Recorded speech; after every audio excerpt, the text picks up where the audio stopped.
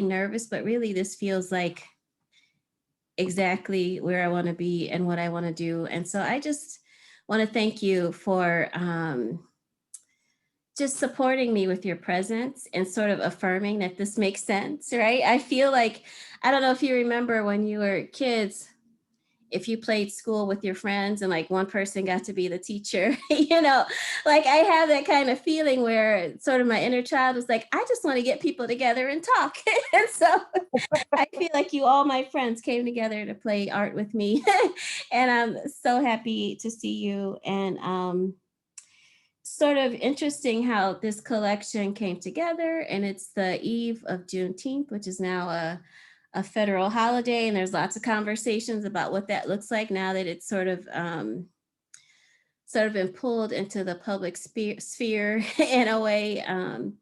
But I do believe that, and looking at and talking about the pieces tonight, it's really kind of amazing how this particular collection is so connected to celebrating, well, Black people celebrating Black liberation. I mean, the reality is that that was like a 2-year delay and sharing that news. So it's sort of like, it feels mixed for me. But anyway, I just wanted to sort of deal with some like virtual housekeeping, which is that everyone came in muted. And so please just stay muted just so that everybody can hear. You're welcome to ask questions, and you can use the raise hand feature. You can put questions in the chat, and my friend Daina is going to help me out with letting me know that there's questions in the chat. So please bear with me if it takes me a moment to see that and answer those. What else did I want to tell you? I am recording. So again, you can keep your camera off. If you ask a question and you don't want that to be included, let me know. And in an attempt to edit it, I will try to cut that part out. And I believe that's it as far as the virtual housekeeping. Does anybody have any questions or need anything before we get started? All right. Okay, so I have some notes. I was just sharing with Daina that I wrote my notes. Some people rehearse what they're going to say by talking it out. I write it out over and over and over again. So I have my notes here, and I created a little slide presentation. So I'm going to share my screen just really briefly. One, because I will show you the pieces that are here in my studio space. But I wanted you to be able to see them like as close as possible. So I made this little slideshow. And let's see. How do I move it? Hold on one second. There we go. So I wanted to give you a little a description of what it's like to be in my mind. And it's like all these sticky notes here. I have all these questions and thoughts and observations and memories. And I was looking for a photo where, you know how like in the detective shows, they have like the red strings that attach or connect all these different ideas and thoughts to help them solve a crime or some mystery. So that's kind of how my mind sort of works around any of my art projects and any art I do. But with the Harvest collection, I wanted to share some particular questions and thoughts that were sort of driving the process. And I started with the Harvest collection with the first piece, Harvest, maybe about six to 8 months ago. And so it was really just a lot of months of questioning and thinking and some reading. So please excuse the typos, and sorry, Mom. My mom is my editor, and I did not send this to her first. So some questions I had, and I've had for some years now, are what does it mean to be a daughter of the diaspora? And that's what I think of myself as a Black or African-American woman who is aware of having multiple heritages from multiple places in Africa. What does that mean to be here in Cleveland, Ohio, and identify as Black and African American? And what does the art look like with my identity? And with that, then where are my roots, right? Like, you know, if you know that you have heritage from multiple countries, do you pick the one with the highest percentage? Like, how do you sort of connect who you are and where you are to where you're from? And then I had these couple thoughts. The first thought I had was around Black people's relationship to nature and how white violence, including enslavement, destruction of property, exclusion from public recreation, examples like pouring acid into swimming pools where Black children were trying to swim, and destruction of resources. Like, I think that, you know, and there's been articles over the years around things like stereotypes about Black people swimming. There's movements around like Black agriculture and Black farming, but there's stories behind the stereotypes or the absence of Black faces and bodies and representations and certain spheres. And a lot of that in the US in particular can be traced back to white violence. And really, I mean, like a Google search could bring up so much. It's just really a reality. And I wanted to share, there's a book, and I have a slide with resources, and I can add this to it.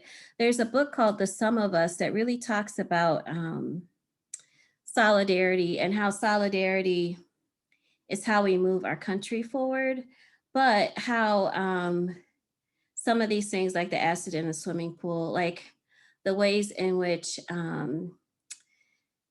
citizens and white citizens have been encouraged to be divided against others to push forward divisive policies. So the book is called The Sum of Us. It's amazing. I didn't put that on the list, but I will try to remember to add it. But, and so thinking about the Black relationship, the fraught nature, I also spent lots and lots and lots of time thinking about Black people's liberation and rooted in our relationship to nature in ways like, oops, sorry. Hold on a second, let me go back. How do I go back? Sorry, well, that's the, what did I do? Give me 1 second, okay? I'm not sure what I did or why it's not moving backwards. Oh man. I'm gonna press escape and go back to the beginning. I feel like the Wizard of Oz. I just pulled back the curtain. You see my slides. But all right. So, and how we've sustained ourselves, obviously through agriculture still and growing our own food and our expertise. And so, in thinking about enslaved people and then sharecropping and the ways in which our agricultural expertise has been key to our survival. So not only like the economic building of a country, but also our own survival in a context in which you know, our survival was not prioritized. And then I thought about nature as where we gather for like barbecues, where we're together as family, we dance, we play, and how we have claimed space in nature in really beautiful and positive ways. And so that brings us to my question that sort of drove a lot of what I did with Harvest, which is how can I visually express our birthright as Black people, honoring and celebrating in a looking back kind of way, but also looking ahead. And so I think of art as connecting to the past, but also kind of a future telling, which I'll get into with some of the pieces and their titles. I see that there's 2. Oh, awesome. Thank you, Daina. Daina put the Some of Us in the chat if you need to see that. And there's a book that is on my list in the back, and I have it here. It's like, I used to carry it around like a blankie. It's called The Price for Their Pound of Flesh: The Value of the Enslaved from Womb to Grave in the Building of a Nation. And so some of what I talked about around the fraught nature of Black people's relationship to nature, but also like the brilliance and the beauty in our relationship to nature. I don't know if you get the same thing out of the book, but that book is kind of where I got those thoughts out. And so I would highly, highly, highly recommend it. And if you're like me, you won't stop talking about it for years to come. So let's see if I can get my slides to move now. And last but not least, I actually put links here, but just for the sake of time, I'm not going to take you to each of these. But these are some artists who influence my style. And so Faith Ringgold is just like, I call her my forever inspiration. And she does quilts and mixed media and is a Black artist who, I can't remember if she's in her 80s or early 90s now, but she's got an app. She wrote Tar Beach. And so her style, I think Frida Kahlo has kind of made her way into pop culture, and Frida Kahlo's work is really centered in her politics as a woman, as she was Mexican and German and part of the Communist Party, but she had some switching with her political leanings, and just a really stunning artist, and really explored her cultural relationship to nature. And Diego Rivera and sort of the Chicano art movement. And you'll see that if you click on these things, you know, you'll see like in the big heavy figures that I use, you'll see that influence. And then early Christian art, I love to do like halos. I love to do things with their hands. And I like to think that, you know, I was rejected out of my high school art program. So I fell in love with art history, which was a nice way to sort of just be around art at that point in my life. And so you can see those influences, and how I love for my figures to have their hands in a position or holding something. So I just wanted to give a little bit of a art historical backdrop as well. So here we are, Harvest. This is the first piece in the collection, and the piece that the collection is named for. And can everybody see this okay? Should I be spotlighting myself? Can you? We can see you. Oh, yay, good, yay, okay. So Harvest took the longest to like come into being. It's based off of a piece, American Gothic, that's sort of an, oh, here we go again. Sort of an iconic piece that lots of people probably have seen, with the farmer. It's actually a farmer and his daughter. People tend to think it's the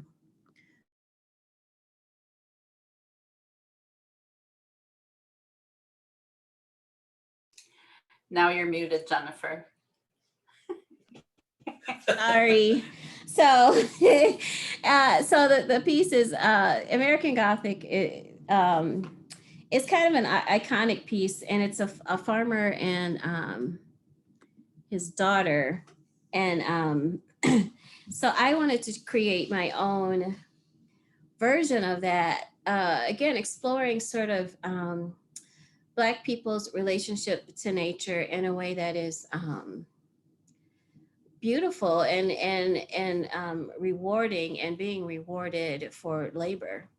And so I chose to feature collard greens and a sweet potato as their particular harvest, because those are foods that are a part of Black traditions across the country. Although I was reading, like, collard greens in particular may or may not be indigenous to Africa, that greens are, there's so many varieties of greens, but collard greens it, for us in the US, are like a staple. It's a part of our celebrations, and sweet potatoes prepared in different ways. So in this piece, you can see sort of she's got like a modern headband, but she's got like a mud cloth kind of a tank top on. And then if you know me, you know that I can be really silly, or I like to incorporate humor into my life and my engagements. And so he's got a T-shirt on that says The Roots, which is a rap group, but also like they're farming. So so it's sort of like my own little inside joke, but also sort of again like connecting like current and modern creativity and success, for lack of a better word right now, with the labor of our ancestors and even our own labor today. And I'm going to scoot back a little bit because I want you to be able to see the piece as best as you can. The lighting, Zoom kind of does its own thing, but this is the piece um, for real. I guess if I stand back a little bit more, you can see it. It's 24 by 24 inches.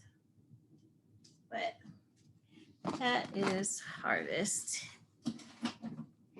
And again, I mean, with the big hands, I actually am working on finishing up my book, Black Volume 1. And in there, I'll have a piece about hands. And I really started drawing and painting large hands because my son was like in middle school and he was holding a book. And you know how like little kids have like, they're almost like little cubs. They have these giant hands and feet and their bodies are still small. And so just as an artist, like visually, I thought it was a really interesting, interesting juxtaposition.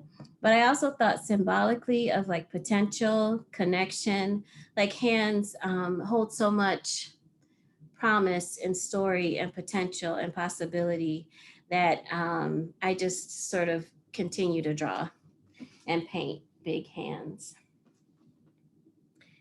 Are there any questions so far?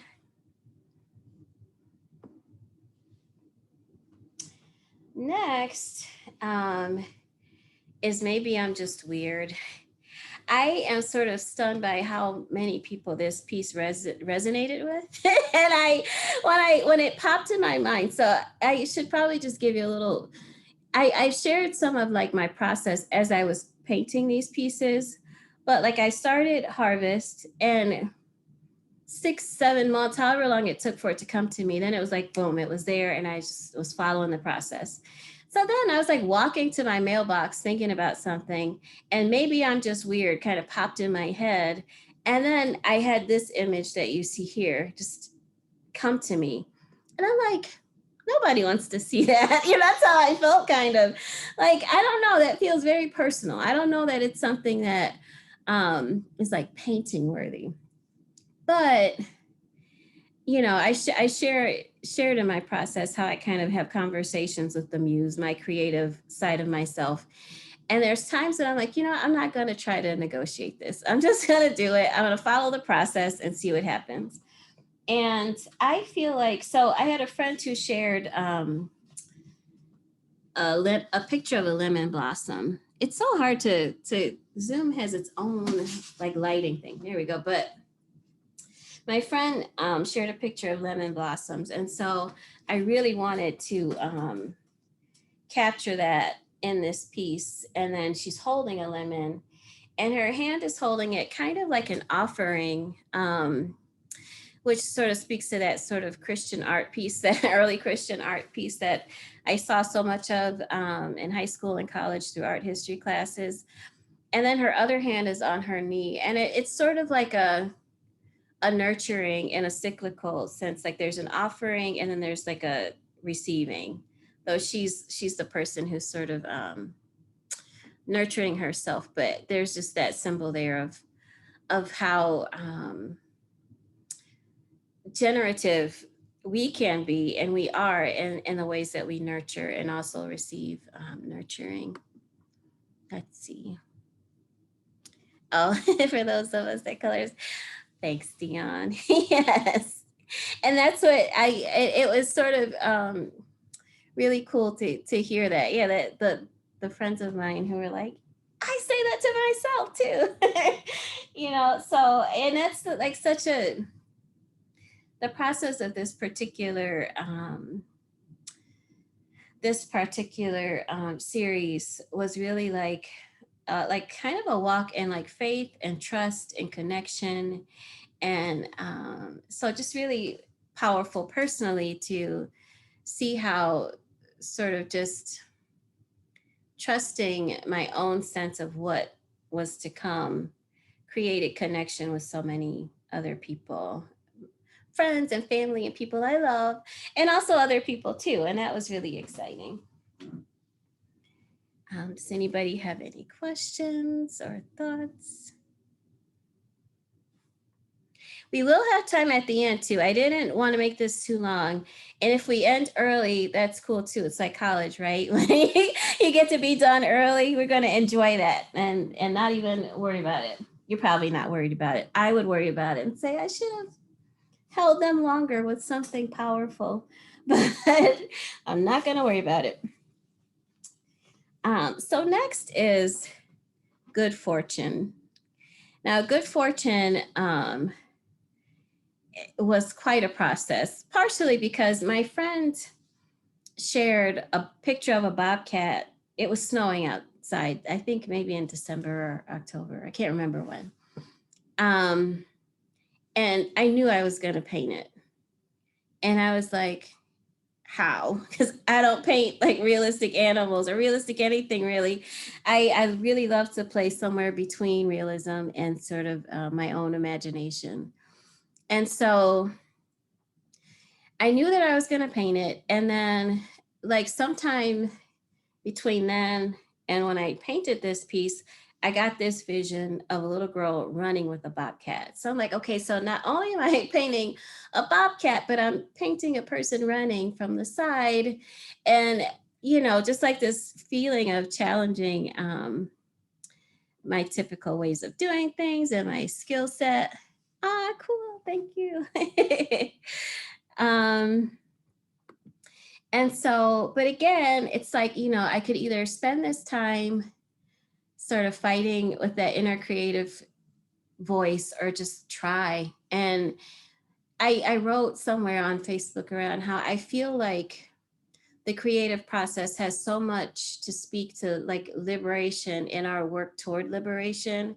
And each of us has our own part to play in creating space for everyone to exist. And in that, it was such a like, take the next step, don't give up, that you're not going for perfection. And then, I mean, bobcats, if you try to Google a bobcat to draw one, there's like as many different looks of bobcats as there are individual bobcats. So it was like, that wasn't a choice, right? To choose a particular kind of bobcat. So, or like color pattern. And so really having to wrestle with feeling like I was doing it wrong, feeling like I didn't know how to paint fur and fur with spots and stripes. I mean, there was just all these different layers of like, what? So, anyhow, what I was excited about was her braids and her black eyed pea beads, which I felt like was such a feeling of modern, but also reaching back. And oh, thanks, Pam. And okay, so this is my like only fix. So sorry, but at this point we are used to seeing my whole presentation. So there we go. Back to good fortune. And so correct me if I'm wrong. I'm remembering, oh, and I put a link. So sorry, this is just like one of those sticky notes in my brain. Code Switch just did a Juneteenth podcast around food and food traditions for Black people and African Americans, and why like our food traditions. And so it was like such perfect timing. And I put that link at the end in the slides, but I forget what it's called, but the title is on the slides. And So I wanted her, I wanted, after I painted like pink, and I shared that in Facebook. So the vision of this piece was like a pink wall and a little girl in a pink bathing suit. And I was like, that's a lot, that's a lot of pink. Like, how is this gonna look? How are we gonna differentiate? But I should know better to trust the process because it always works out.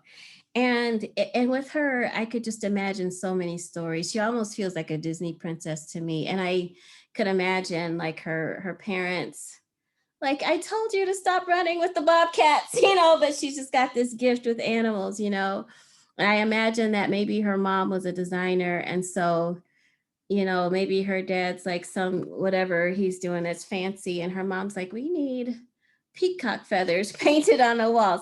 So when I tell you I have a whole like movie in my head about her, I shared the process of painting her on thank you, Mom. I shared the process of painting her on Instagram. And like the Lion King, like Beyonce's soundtrack to the Lion King was like constantly playing in my mind. And so I used those songs to show it. And again, like, so the reaching back with the black eyed peas, but then I love that little glitter rainbow and her glitter glasses, because I think that is like such a thanks, Chris. Chris says that with the line about I told you to stop running with the bobcats, she loves it even more. And thank you. And so I just wanted to pull in some of that like modern kid with the glitter and the bright colors. And she is 16 by 16. And so I can like sit and hold her. I don't know if you can see that well, but, and there's that bobcat. It was so funny now, not at the time, that just when I was feeling like there's no way I'm going to be able to pull this off, it was just like, it just started to come together. And it was just such a, exercise and like patience and kindness with yourself, which I think is a part of liberation work, is that we give ourselves grace and kindness and cultivate a voice of love and patience, and not you better get it exactly right. Thank you. Thank you, Daina. All right. Rise. So as I'm talking to you. So I made these candles. Well, I made one. I was gonna sell them, but they're heavy and there's lots of other logistical issues. But I've got my Rise candle burning as we are together right now. And Rise, there's a book. I put it on the list. I read it on my library app, so I don't have the physical book, but let's see. I see something in the chat. Oh. We'll talk, Daina. Oh, I think I saw another part. Oh, goodness. Daina and my mom and candles. Yep. I do have some extras, so I can make some for you guys. So Rise is, I did a little bit of editing since then, just a tiny bit on like right around here, just to sort of even out her skin tone. Part of what I really appreciate about taking pictures and sharing them, one is just that when you all like are there sort of with me in that sharing process, it's sort of like this is such a like alone quiet process that it makes me feel sort of connected and like this is all really happening, but also it helps me to see from a different perspective. And so when I can share a picture, I can look and think, oh, I didn't notice that the skin tone wasn't even or whatever. So I fixed that up. But Rise, I can't remember what she was going to be called now. I had a whole different name in mind, but a friend of mine, and this is a whole other thing. So I know people all the time who say they're not creative, but so many of the things that my friends share, whether it's a flower, whether it's a picture of a bobcat, whether it's a sunset, there's so many ways that people in connection and community have shared like one thing, and then I have like, I'm like, oh, that's the next thing, like maybe I don't know what I'm going to paint next. And then somebody shares something that they liked that they saw. And then I'm like, that sparks the next thing. So my friend shared a picture of a peony, which painting peonies to me is like trying to paint air. It's almost like you have to paint what's not there in order to get what is there. So, and in this piece, I really wanted to create or to paint a figure with kind of a formidable body. Like she's got this like squishy belly. You could see it there. And I imagine if she stood up, that her belly might shake, that her thighs might be like thick, and she's got on like short shorts, or like even maybe those little like a tankini bottom kind of thing. She's got this blue nail polish, and she's holding cotton, and her hair is this rose color. And it was so funny. I went to Lowe's to pick up some paint to do some splatter painting, and there was a girl there with like rose gold colored hair, and I was like staring at it, and I was thinking, okay, that is what rose gold hair looks like on a person. And I decided not to tell her why I was staring at her hair, so I just let her think I was a little bit odd. And I think like I should have told her I was working on a painting and your hair is really helpful, but I just didn't know how that would come across. So that's just like my life in the world, like being captured by things. But like I said, I can't remember what I was gonna call this one, but I wanted her presence to feel intense. And then I knew that she would have a damask print background. And it's based off of my parents' chair. And I had stopped by my parents' house like a while ago. And I was like, oh, I got to take a picture of that chair. And so I was trying to get the color right, but it's not quite the same color, but it's inspired by a chair at my parents' house, and my mom's here. So sorry, mom, I'm like talking about you like you're not here. But my family, we have so many. We had like the Persian rugs. There's always been like patterns in our house, and so you'll see in a lot of my work that I mix patterns. Both of my parents are like sharp dressers, and so like their patterns in their clothing. And my dad would like have like maybe a striped shirt with a paisley tie, and he just knew how to get it just right. And so I have like a affinity for mixing patterns, because it's just like in my cells at this point. So with her,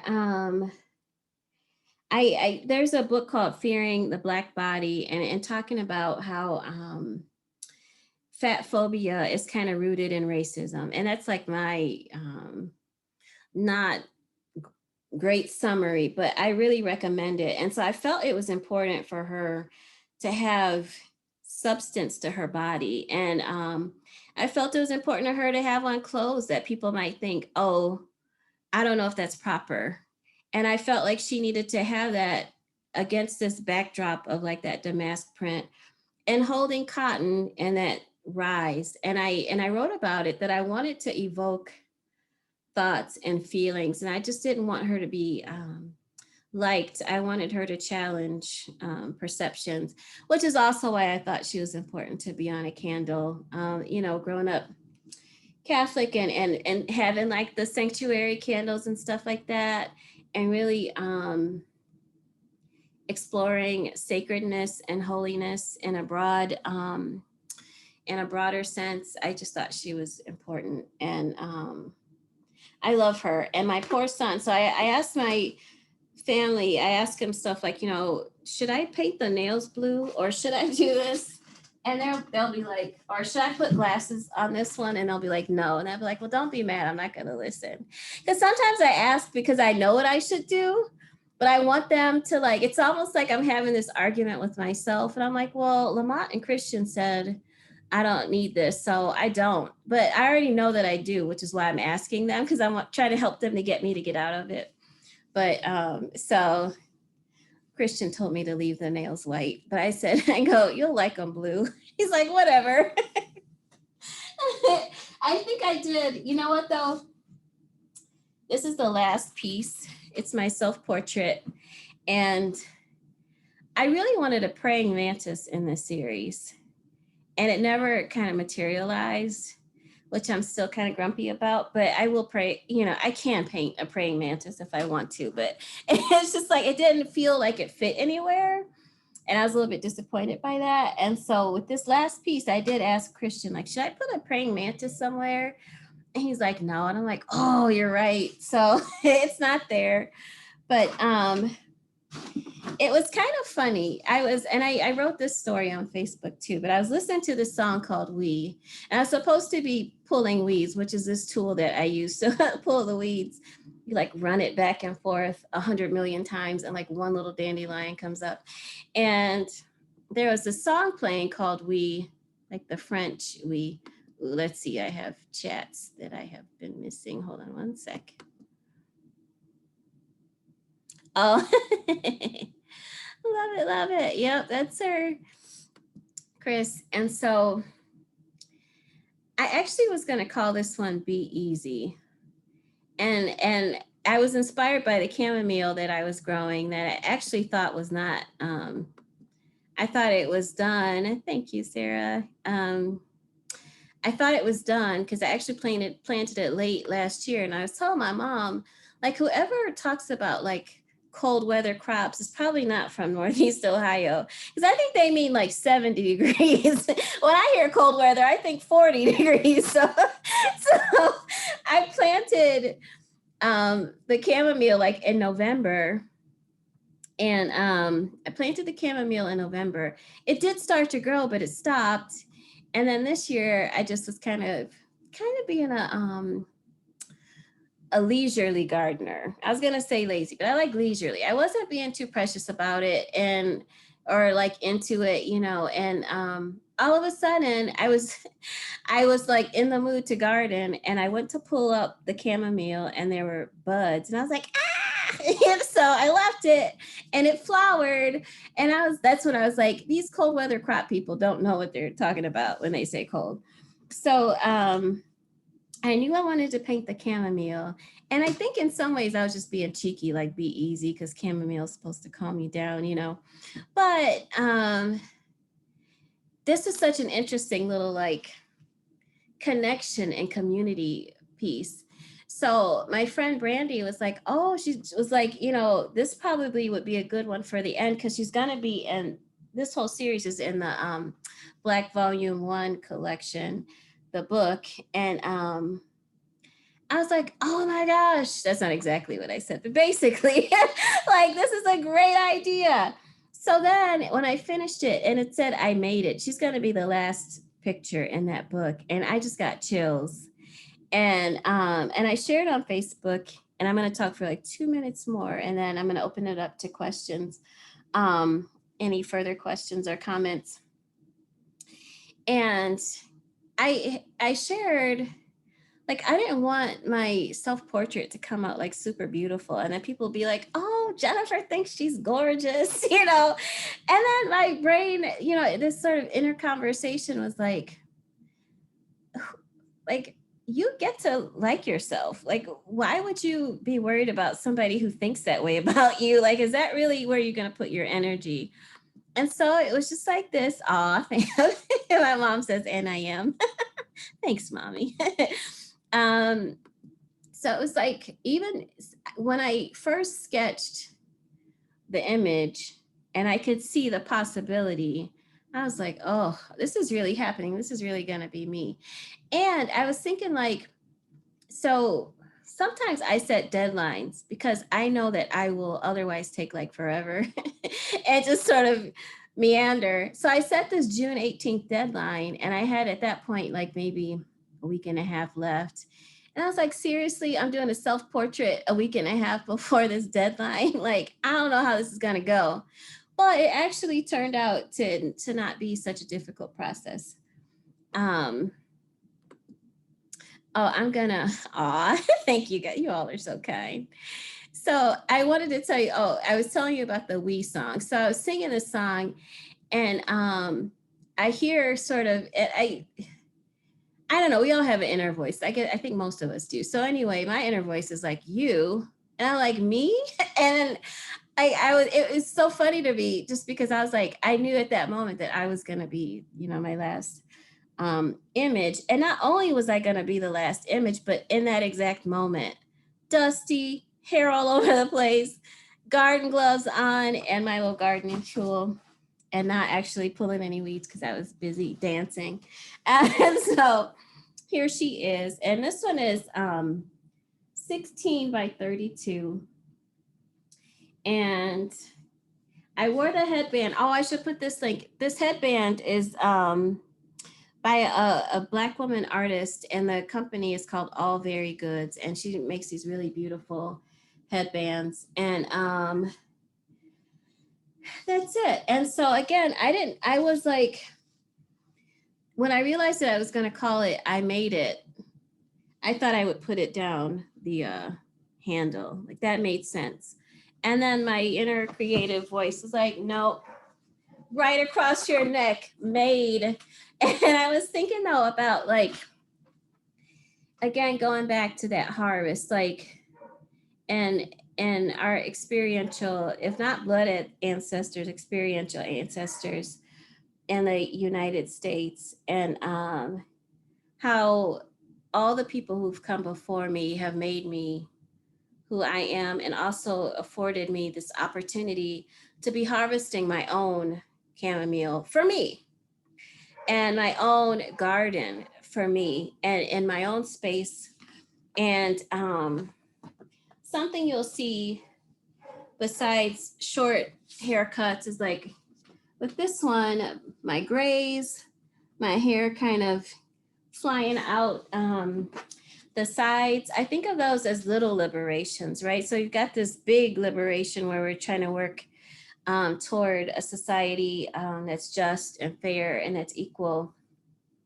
But also those little liberations of like, you don't have to be perfect, and or like you're lovable and loved and worthy like as you are. And so sort of being in that moment with garden gloves and my hair kind of all over the place, although I still feel like, painting your hair over the place is a lot different than showing up to the grocery store with your hair all over the place. There's still something very generous about paint and that process, but I just feel like and you might see it sometimes in other works that I do, that I try to like pull in some of those like things that we've been told to clean up or to hide. Um, ah, thank you, Carly. Oh, thank you. That's cool, Zeddy. Thank you. And I'm reading these from the chats. I'm sorry, I'm not like saying everybody's names, but I really appreciate your comments and your thoughts about it. And I was hoping that even on Zoom you could sort of get that sense of the feel and the size of them. But yeah, like even I was telling Christian, I've already moved the slide, but like I was looking at a picture I took of myself to get the all the features, although the eyes are a little exaggerated because I really love exaggerated features, but you could even see how my nose is kind of squished because my glasses always slide down and squish my nose. So but I just think that is so important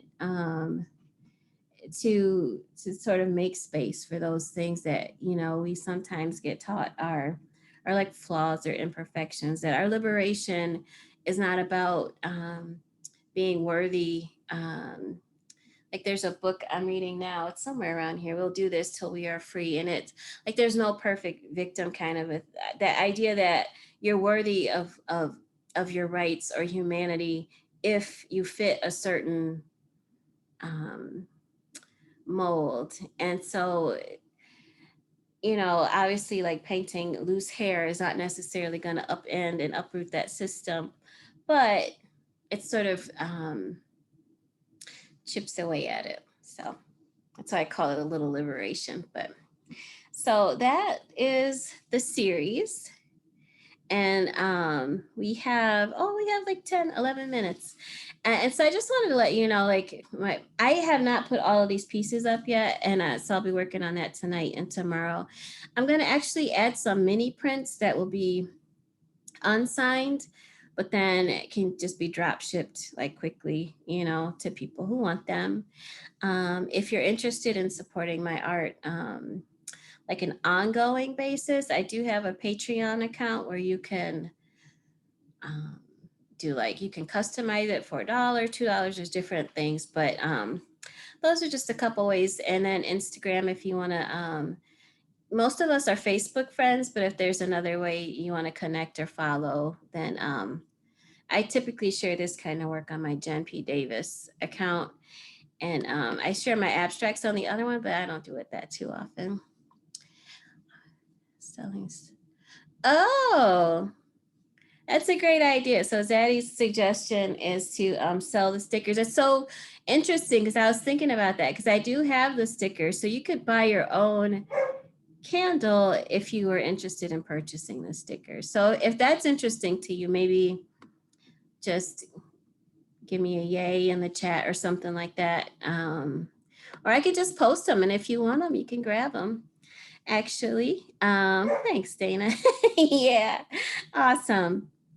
And then, like I said, I guess I should put this somewhere so you can click on these links. But the books I referenced were the Price for Their Pound of Flesh, Code Switch. The episode is called A Taste of Freedom. It's really wonderful, and it's like about 30 minutes. It's a NPR podcast. And then Fearing the Black Body was the other book I mentioned. So I did extend it a little bit in case we ran over. So if you have questions or if you wanted to make any other comments, feel free to do so now. And you don't have to use the chat. You could either unmute yourself or raise your hand if you want to do it that way.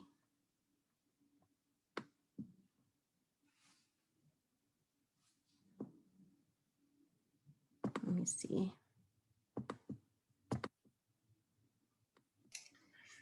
Hey, Jennifer. Yes. I love the self-portrait, and I'm wondering, I love how it's backlit. And is that because from the photograph you used, or is that a decision you made? I really love the skin tone on it. I wonder. Awesome. Thank you. Yeah, it was the picture I took of me. It's interesting that you noticed that because I didn't notice that, but you're right. Because of where I was sitting. I was in here when I took it. And so yeah, it was just the lighting. And honestly, I think I felt like I didn't want to overwork it because I tend to overwork or under. I don't know. I couldn't find the medium, but I felt like I wanted to keep it loose like that.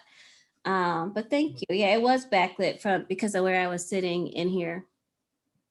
It's beautiful. Thank you. I appreciate that. Let's see.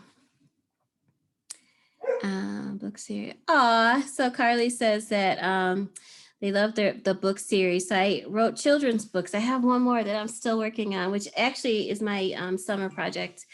And it was fun to get to see my live and my self-portrait. That's awesome. Thanks, Carly. Oh, hold on a second. Don't have a question. Oh, that's awesome, Pam. Thank you. Pam says that she appreciated hearing my inspiration and thought process behind the work.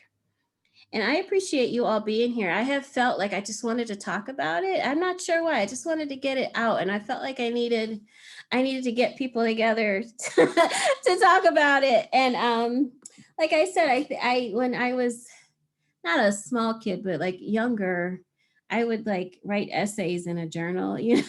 I've always felt compelled to just like share information and thoughts. And so thank you for being here and giving me that space to do it. Thanks, Magda. I know I'm saying it wrong. I read your I read your discussions about how to pronounce your name right. So I'm so sorry. That was a super Cleveland way to say Magda. Thanks, Carmen. Yep, since grad school, Carmen and I go way, way back. Since grad school. Aw, thank. My mom says she knew that my writing would take me places. It's so awesome to have a mom who's your biggest cheerleader. Dominique is anticipating my next book and children's book, and thanks for having you. And Tammy said she loved my processes. Oh, she missed my videos. I used to do daily videos when I did art journaling, and then I kind of moved to like weekly meetings on Zoom. Thanks, Sarah. I thought it said Sandra. Thanks. Thanks, Sally. And I guess I should show you. This is the book, Black Volume 1. This is how it looks. I've got to fill in all the words, but it's just full of pictures of my art. So, I mean, I'm not going to page 100 and plus pages of pictures of my work, but this is the book that I'm finishing up in the next couple of weeks. Are there any other questions or thoughts? I was curious. I don't think you talked about the background of the Maybe I'm a Little Weird one. And given that I've been obsessed with wallpaper, and when I saw it, I'm like, oh, it's like there's wallpaper behind there almost. Yeah, so that was the one with the lemon blossom tree. I took some liberties because, I mean, again, I'm not like a realistic painter, so they're not exactly realistic like lemon blossoms, but I actually wanted to play with that possibility that it was wallpaper or outside and it was just like this purple world. So you can kind of make your own choice about what the background is. And but yeah, it was just sort of maybe a little, I don't know if it's surrealism is probably it's not quite surreal, but it's just sort of playing with this world between worlds where it could be wallpaper or some sort of thing she has outside. But to your point about wallpaper, I love your wallpaper. And we don't have, you guys don't, you have paint now, but I feel like we had a lot of wallpaper in our lives at different points. I love wallpaper as well, because the patterns just make me happy. So I have a question. Thank you. Okay, Mom, what's up? Okay, so about the stickers. So I love the rise. So would there be a possibility of having some of the others, some of your other paintings? And I know you said that you don't really do animals well, but I love your animals because they're just so realistic, and that bobcat and the fur and the eyes it's just so nice. So will there be other offerings of Other animals? Stickers? For other animals and other things because candles have become such a thing for people for different reasons. So I just think that's whoever offered that suggestion, I think it's wonderful. Okay. So I will do the stickers for the candles. Maybe I can weigh it too, just to see how much they are. It's just that the shipping of them can be expensive with that size candle, but the stickers would be easy peasy. And now that you mention it, I mean, because the sea turtle I did for Zoom, I was nervous about that too, and it came out okay. I know that's I was thinking when I sent you guys probably the third message, you probably were starting to pick up on the fact that I feel like I either am like super laid back or I'm like, I'm all wound up and want to make sure every detail is managed. So I can either be super worried or super relaxed. And Glenda, yeah, you know what? The book is currently available as like a pre-order. I haven't finished it up yet. I'm working on it now. So I can send you that link if you wanted to order a book. I saw your question, so I'll send that to you. Anybody else have a question or a comment? Yay. Yep, I'll send you a message with the link. Well, perfect timing, Ginger. Yes, it's paid to write it out 3, 4, 5 times. Well, I just want to say again that I deeply appreciate your presence and you being here, and not just here today, but along the process of creating these pieces and all my artwork. You make my imaginary world feel very real and important. And thank you. Mwah. Bye. Let me see. I see something in the chat. Thank you. Thank you.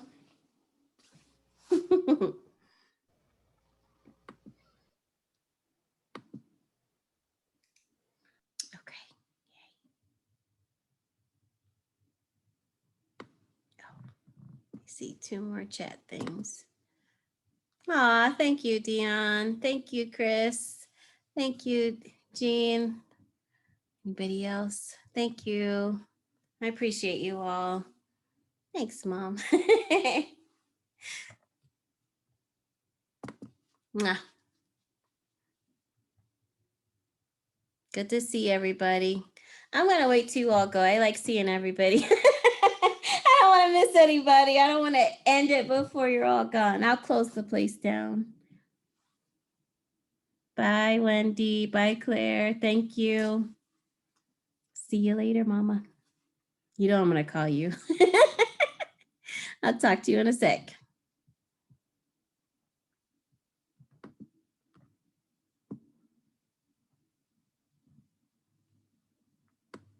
All right.